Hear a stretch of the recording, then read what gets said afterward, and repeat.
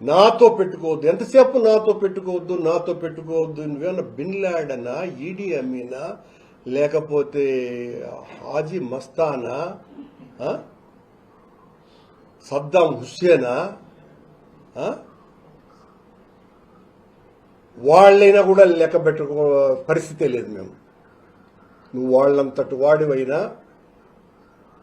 నీతో పెట్టుకుంటాం. నువ్వు ఈ రకంగా అరాచకాలు చేస్తూ ఉంటే నీతోనే పెట్టుకుంటాము.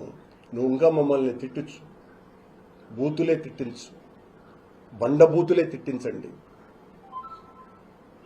మళ్ళీ నేను చేతులెత్తి బిఆర్ నాయుడు గారికి నమస్కరించి చెబుతున్నా, నా మీద మీరు వేసేటువంటి ఆరోపణలకు సిబిఐ చేత ఎంక్వైరీ చేయించండి, నేను సిద్ధంగా ఉన్నాను. వాడి తరిమి కొట్టాలంటాయా నన్ను తిరుపతి నుంచి?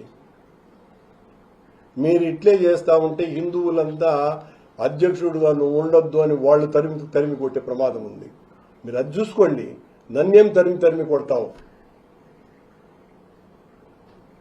నాకేమంతా మీరు తరిమి కొడతాను అనగానే భయపడిపోయి ఇంట్లో దుప్పటి కప్పుకొని పడుకునే రకం కాదు నాయుడు గారు నేను.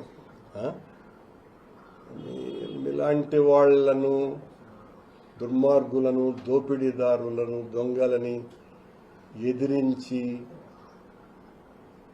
పోరాడి దేనికైనా సిద్ధపడి ఒళ్ళంతా లాఠీ దెబ్బలు తిని రాజకీయాలు చేసినానే కానీ మీలాగా అవినీతి ఊబిలో కూరుకుపోయి కోట్లాది రూపాయల డబ్బులు